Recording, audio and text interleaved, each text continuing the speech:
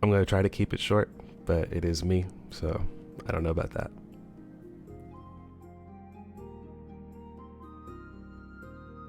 Hello, and welcome to my entry for the Legendary Masters Team Avatar project. My name's Matthew. This is a new channel of mine, and it is, in case you didn't know, the 15th anniversary of the release of Avatar: The Last Airbender, which is one of my personal favorite animated series. It's like, I'm not the biggest fan of Avatar in the world, but it's certainly among my favorites for sure, and I've been watching it and rewatching it since its original release. I can remember very well the early episodes and how excited I was to see a new one when I was a brand new fan and the show was brand new. Anyway, my friend Antoine Bandelet invited me to participate in this sort of mass project he's trying to organize among a bunch of YouTuber and fellow fans of the series to celebrate the anniversary, and it's sort of built around this idea of explaining who you would choose as your sort of elemental mentors or sort of primary masters if you were the next avatar born into the cycle. And this is really all about fan preference. It's not, as Antoine specified in his original video, you don't have to make your choices with respect to timeline accuracy. So as for example, you could make your selections based on like somebody who lived during the time of Wan, the original Avatar, or you could make your decision based on somebody who existed when Avatar Korra was reaching her prime thousands of years later. The only guidelines that you're meant to follow are that you're supposed to make your decisions with respect to how this person, how you would jive with their teaching style, what their operating style is like, their methodology, their philosophy, and how you think that they would mesh with the overall group as a whole. You want to pay some attention to that. Ideally, the choices will not be made solely on the back of their talent or bending ability, but rather on the other qualities that they are also bringing to the table. As for myself, I've decided to impose a final rule for my own selections. This is not something that you're mandated to follow, but to me it makes best sense. I will be excluding all existing past avatars from my list. To me, it just clashes too heavily with the existing lore to be able to expect to study primarily or exclusively with one or more of your past lives. To me, that's just not how it works in setting. And although that they can guide you and contact you and imbue you with certain abilities when and where they can, generally speaking, you have to do your training with somebody else, and no two avatars can exist at the same time. Except unless you happen to have a dark avatar running around. And it's kind of unfortunate because there are several avatars where I really like their style, but unfortunately this means that like Kyoshi, for example, would not be my Earth Mentor, Avatar Roku would not be my Fire Sage, and so on and so forth. Anyway, with all of that said, let's get this party started. Who would my choices be?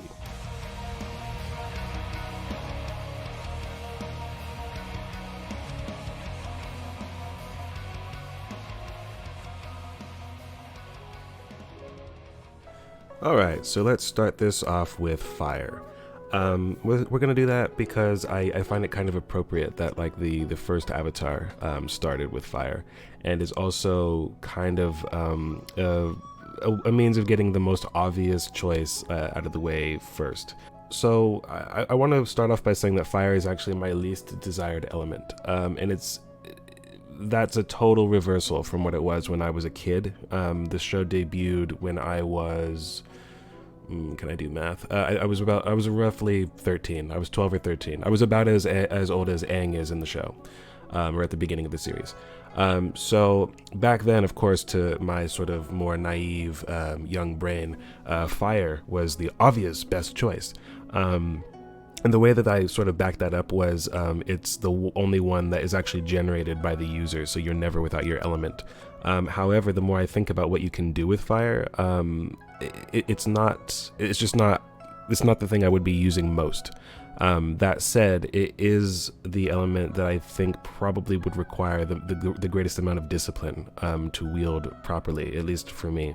And I would be wary of its power, so I'd want somebody that can respect its power. And there's really only a couple of like prominent choices that we have, at hand with that mentality in mind, at least at the forefront of their operating style. I'm just going to preface it by saying that yes, Iroh is my choice.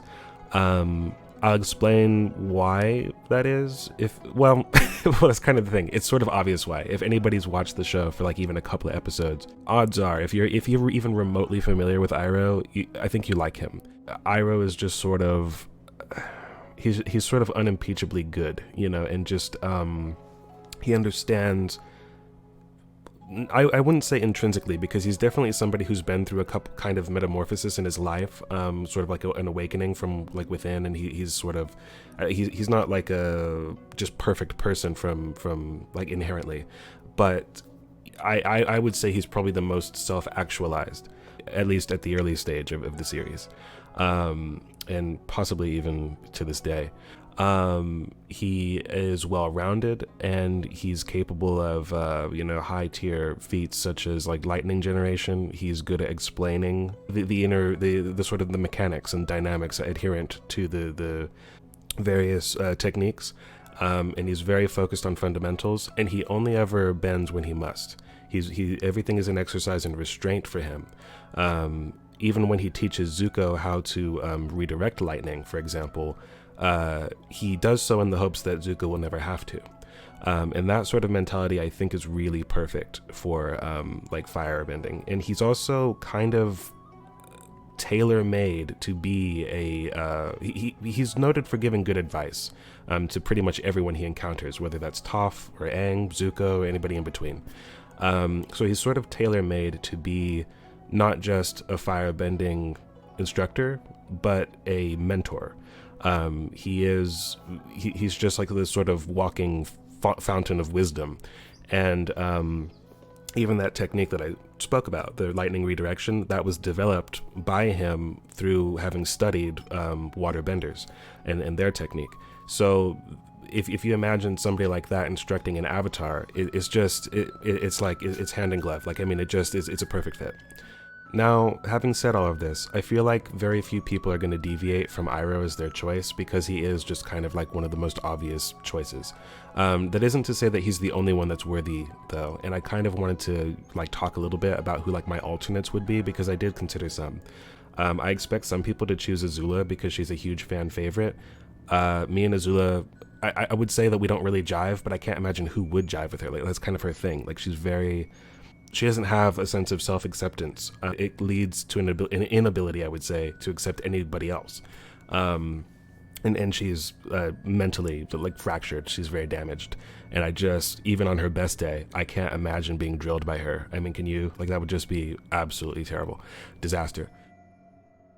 So Azula is just not somebody I ever even considered learning from, even though she is absolutely like high tier and one of the best that we see in her field. The only other person that I have actually seriously considered as my firebending instructor is actually Jiang. And if Iroh wasn't available, I would actually be very happy to learn from Jiang. Jiang is, he has that mentality. He understands what fire is. And he talks about like fire being like alive and having like this sort of will of its own. And it's in this ability to spread unchecked. And if you're creating it and you don't have what it takes to harness it back in, you are creating, like, you're going to be doing so much damage, possibly inadvertently, but still doing so much damage. He hasn't been to like the Sun Warriors. He hasn't learned from the dragons the true nature of fire. He hasn't gone through like the various cathartic exercises that Iroh clearly has. And part of what I think makes Iroh so good when we see him is that he has failed. And there's that resurrection though. Like, if you're ever familiar with like Joseph Campbell and like the sort of the story of like the hero's journey, that's like one of the stages where like the hero sort of comes back, like emerging stronger than before due to their failures, and is now ready to take on their obstacle. Iroh has failed many times. I don't think he was ever a bad person. I don't think he was ever evil. I don't think he was ever truly misguided at his core, but I do think that he let family duty blind him. He laid siege to Ba Sing Se for years. He lost his son in the process. That was sort of like his big wake-up call.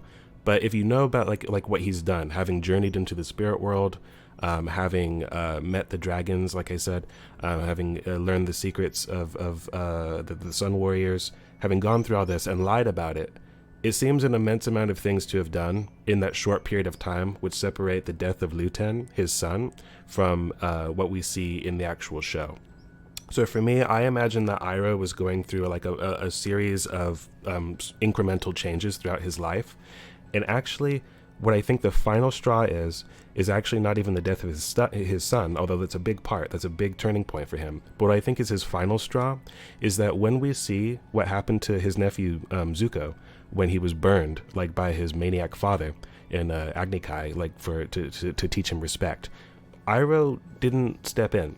And I think it's probably one of his greatest shames. The fact that he says he looked away. After that point, he's much more proactive, and in my mind, like that's what drives him to be a mentor. And like this is just like not the way. And like if I'm just gonna be a bystander here, that's not right. And that's what Jiang hasn't quite got yet. Like he's got it like by the end of the series, where we see him as like a Grand Master of like the White Lotus or whatever he is, whatever his rank is, and he's like helping. But I think that's the first time he's done that. He's like, he's answering the call. He's getting back in there, and he's like, yeah, like I've been damaged. I've made mistakes, whatever. But he's for the most part, he's still pretty disillusioned. And for me, that's the reason. That's the big reason why I would select Iroh over Jiang. And at the risk of extending this tangent like a little too far, I do want to make one more special concession. Actually, two more. I'll discuss why I didn't choose Zuko. Zuko is, I think, a great firebender by the end of the series. I think he, I imagine he, like in the years since, he's probably like gained in esteem with like the fan base. Early on, I don't think he got enough credit for how good he becomes with firebending by the end of the show. But even so, the other thing that he has is Zuko has like this sort of these trials of adversity, which is what makes him, I would argue, the best character across the entire franchise. But he, well, like not to say that other people don't have those, but his are just so well realized. He's good. He's gotten so good because he's had to. You know, like it goes back to like that speech he gave to the sleeping Aang at the North Pole. Where he talks about like the sort of the difference between like his lifestyle and his sisters, and the difference between being born lucky and being lucky to be born, and that's really colored who he is. And the fact that he has gotten so good as to be able to stand up against benders using standard weaponry such as swords, and the fact that he has training under Piandao, who is another master that I would love to train under. Even if I was an Avatar, I would want his insight. So Zuko has that going for him. I just don't think he has what it takes for me to count on him as my sole mentor, but I would definitely like his insight. I would definitely respect him as an advisor, and I would want him as a friend. The other person that I actually do admire a lot and just simply would never consider as a teacher is Ozai. I don't think enough people understand what he was pulling off. To my mind, what Ozai accomplished during the series finale, yes, it was hyped. It was sort of amped up immensely because of Sozin's comet. But if you think about like what he's doing, like he's flying around and like you know constantly in motion almost, and always on the attack, and he's pursuing the Avatar, who's probably the single most evasive and agile character that we see. He's too good at doing that for it to be purely improvisation. And we see there's precedent for firebenders being able to fly without the presence of Sozin's comet. Azula does it, albeit only on a very limited scale, but later on, and during the time of Korra, Zuko's grandson, General Iroh II, he actually is really good at this. I believe that flight is a part of Ozai's baseline fighting style. I don't think that he needs Sozin's comet to do that. And what that technique, just on a logical level, requires an immense amount of discipline and stamina and endurance to pull off. He's really, really seriously skilled, and in my personal opinion, I consider him the most powerful firebender of his time, and not Iroh. That said, power isn't everything, and I don't think that Iroh was far beneath him. I just think in a technical sense, there's that slide. But yeah, like I said, power's not everything. Iroh would be my choice for the reasons I mentioned earlier, and I'm actually drinking his favorite tea, which I think is jasmine, so there's that.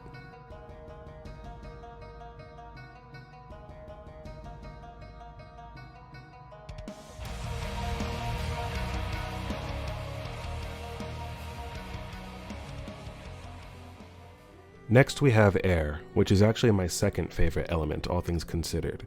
This was, I wouldn't call it necessarily a difficult decision, but it was a good deal less straightforward than my previous selection. And a lot of that is down to the fact that there's just less to choose from with air.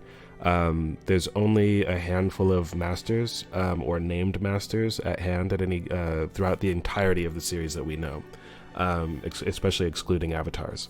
And again, because I excluded avatars from my list of possibilities, that means Aang cannot be on my list. There's really not that much choice. We know of Gyatso, who, like, by all indications was just a great airbender and a good friend, but I don't know that much about him beyond the fact that he was willing to sort of defy the rest of the monks for the sake of Aang's well-being. I don't know too much about like his philosophy about like the world at large, about airbending in general. Gyatso is, I think, a worthy choice, but not one that I know much about. And that kind of doesn't leave very many other people. I did consider Jinora because of her spiritual focus, but I think that she's a master of airbending, primarily in like sort of the holistic sense. I think that she understands it to its core on a philosophic level, but I don't think that she's quite at the level where I would want to rely on her exclusively as a mentor when it comes to the actual execution of airbending, especially in a combative sense. So my ultimate choice is actually Tenzin, who's not the greatest teacher in the world, and certainly not infallible, but he has the sort of personality that I think that I would work well with. I have had teachers like him in the past, and I get along fine where others don't. He isn't somebody that I think I would have a great deal of friction with, and he doesn't seem altogether unreasonable to me. Like, I think some fans sort of paint him as more incompetent and uncompromising than he truly is. And it's also important to remember that Korra was not she was not an ideal student for him. He has his issues and she has their issues, and when you put them, they just didn't have chemistry to start off with. You know, you put those two forces in a beaker together and apply heat, and there's just going to be like this sort of bad reaction. And that happened initially. I don't think it would happen with me and Tenzin. He doesn't have the spiritual focus that either his daughter Jinora has or that Iroh has, but as Iroh's already on my team, I feel like I have that sort of covered for me. The other alternate choice, though, the only one that I seriously considered before I chose Tenzin, was actually Zahir. Zahir is, when we talk about like politically, okay, like he's about as far removed from me as you can get. He's basically like an anarchist. There's a lot of things about Zahir's motives and like his principles and his general operating style that I don't agree with. And he's not as good an airbender as Tenzin is. Even, I would argue, even after he unlocks the abilities of flight. I would say that made him a more powerful bender. I don't think it made him as masterful. He is a more effective combatant than Tenzin is in a general sense, but the reason why Tenzin was still able to kick his ass initially, because Tenzin was running that show and it was amazing, one of the best fights in the entire franchise for me, it's because Tenzin is a greater master of airbending, whereas Zahir is a really like exceptionally talented amateur with it. He's not truly a master, and he's applying martial arts that he already knew to the situation. And one of the things I love about Zahir is just he's so dominant and so confrontational and so in your face and proactive, whereas that's sort of against like the general airbending mentality. One of the best examples of what he's about, I think, is how he was able to adapt to Tonraq and Korra fighting against him, even though Korra had the disadvantage of being bound up in shackles. That fight, he was taking such a dominant role in it, and he's got a heavy focus on kicks, and that's not something that we see a lot. And he also, Korra does this herself, and Aang only did it once, and it's really, I wish airbenders would do this more often. To me, airbending is the single most dynamic that you can get. I mean, a masterful airbender should be able to beat just about anybody else. Zahir picked Tonraq up and threw him like out of like the dueling ring. Korra did that to Unalaq actually in the season before, and Aang only ever did it on like once on a very small scale that I can recall. But yeah, like so Zahir has he has more of a a warrior's mindset, and I admire him in combat, and I think generally he's more effective in combat than is Tenzin. But Tenzin is so much more masterful with air that as that's all Zahir is bringing to the table, Tenzin was able to neutralize it, so and overpower it, and come with like even greater like precision and focus and dynamism and creativity. So Tenzin, to me, is my ideal master for airbending. Although it's not so clear cut. There are things I admire about basically every airbender that we see apart from him. So there's that. But he is my ultimate choice.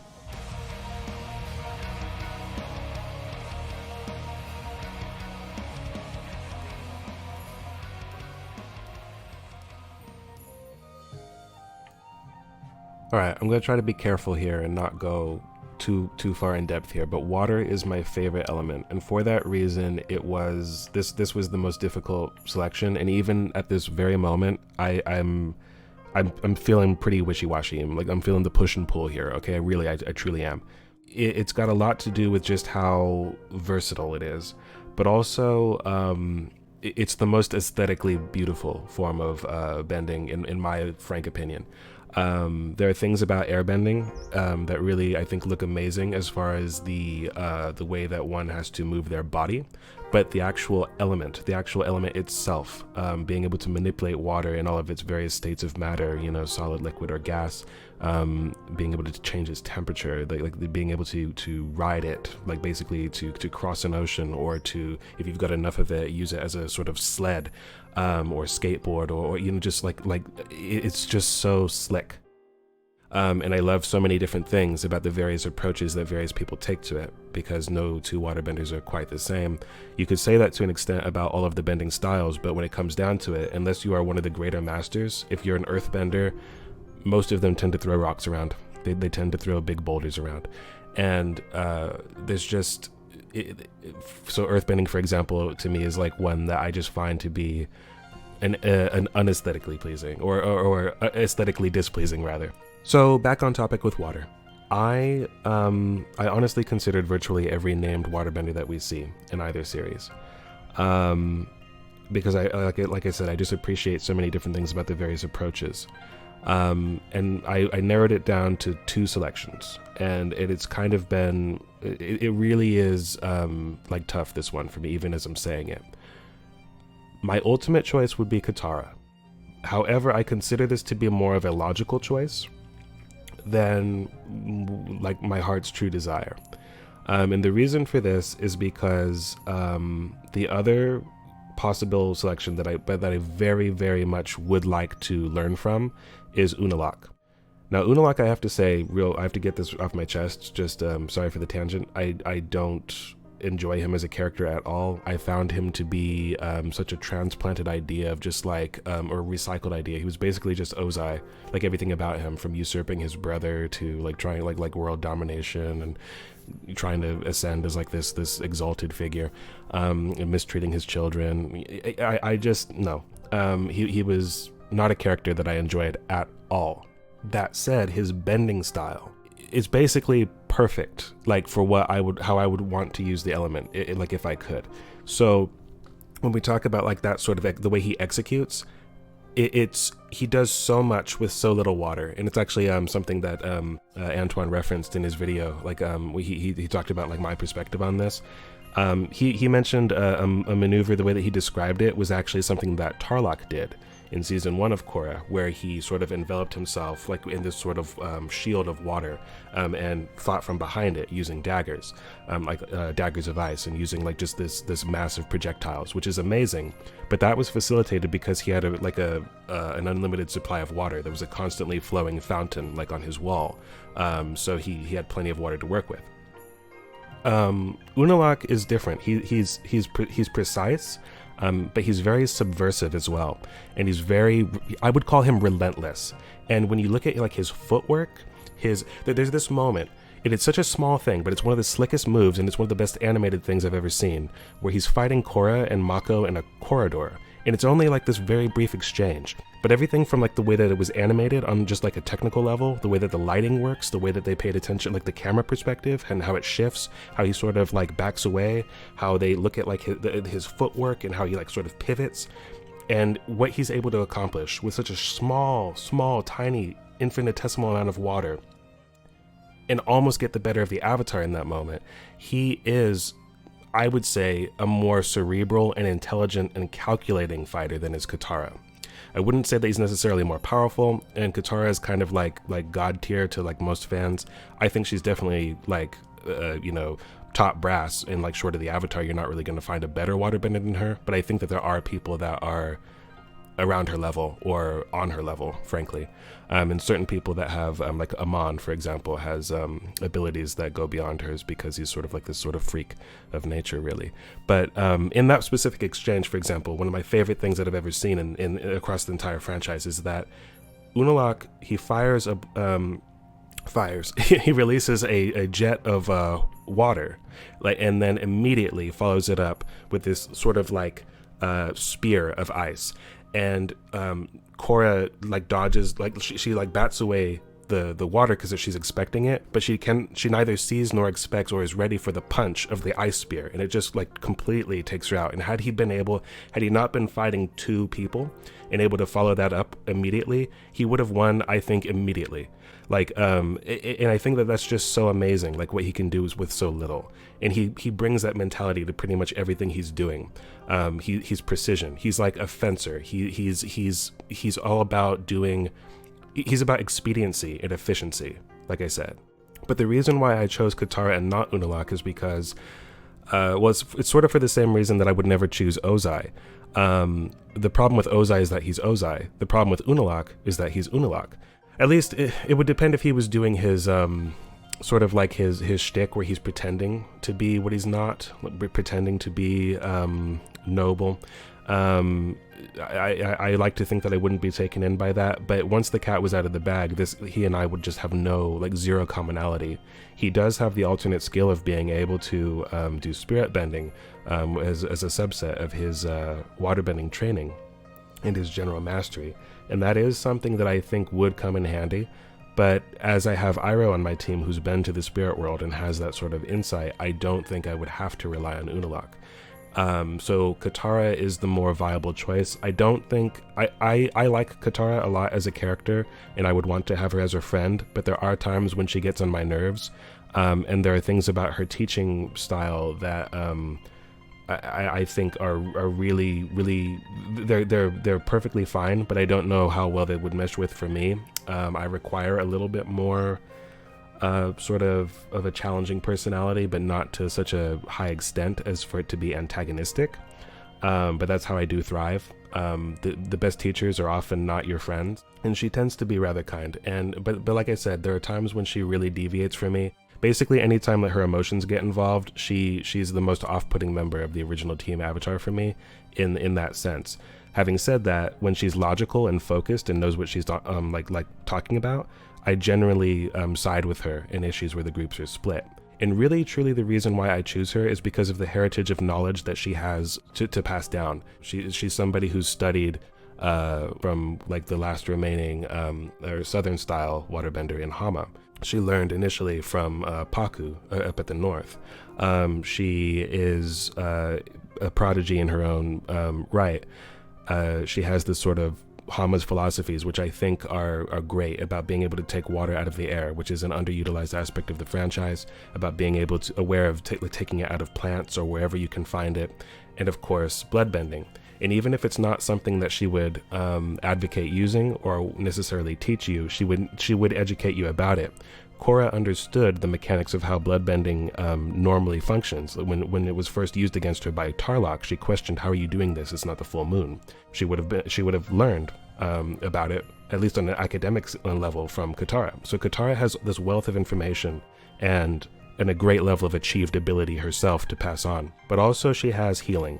And healing is my favorite of all the subsets. Earthbending has sort of seismic sense, or the ability to like see all around you. Like if you've learned how Toph does it, she's able to detect when people are lying. It has metal bending, it has lava bending, it has all these things. Firebending has like the ability to shoot lightning. Airbending, you can unlock flight. But to me, healing, it isn't just, I want to go into the medical industry, so like there's that aspect of my personality that plays into it as well. But just on a practical, pragmatic level, and just the sense of what that would mean of being able to be a healer in this setting. If I could only have one subset, one bending subset, healing for sure for me. And Katara is the best in the setting at that. By the time of Korra, she's sort of acknowledged, I think, because Kaya reveres her abilities more highly than she does hers. And Kaya is specifically noted as a healer. So Katara is definitely like, you know, like Grandmaster level waterbender and healer. So, and not a horrible despotic villain like Unalaq. So I go with her.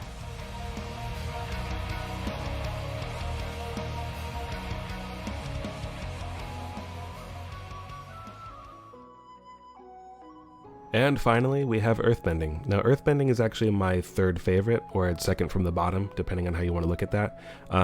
I prefer it over firebending because it is... firebending is far more beautiful. Firebending, again, has that advantage of being able to create and generate your element on its own. And earthbending is like not the polar opposite of it necessarily, but it is so much more stable. It's everything that fire is not. And I think that for this reason, and this reason and many others, it's a lot more practical. It's generally more practical than any of the other elements. You can do more with a lesser degree of skill with earth than you can with the other elements, for example. And that's true. That's not something I would argue with. Aesthetically, I don't find it very pleasing, and unless you learn from like a really dynamic master, I think that a lot of earthbending, I think that the common earthbender probably suffers from a distinct lack of imagination, and that's the reason why traditionally it just wasn't the form. It used to be my at the bottom for me, like the one that I just didn't even consider. But as greater styles have evolved and how people have gotten more creative with how they use it, there's so much potential in earthbending. And with the advent of things like metal bending, of course, there's the possibilities like ad infinitum, right? Now to the matter of my actual instructor, who would I choose? I would choose Suyin. And for me, this was actually the simplest choice because there are other worthy instructors out there. But for me, this was the easiest fit and really the only one I've ever considered. Since she showed up in the show, I've thought that would be my earthbending instructor if I was dropped into this setting. Well, as the daughter of Toph, the greatest earthbender in the world, she's inherited like a great deal of knowledge and power, and she is incredibly dynamic, incredibly creative. She is well-rounded in the sense that she is a masterful metal bender. She is intelligent in that she basically is like the administrator and sort of co-architect of her own city. She's a competent politician for this reason, or at least, that's effectively what she is, if not officially.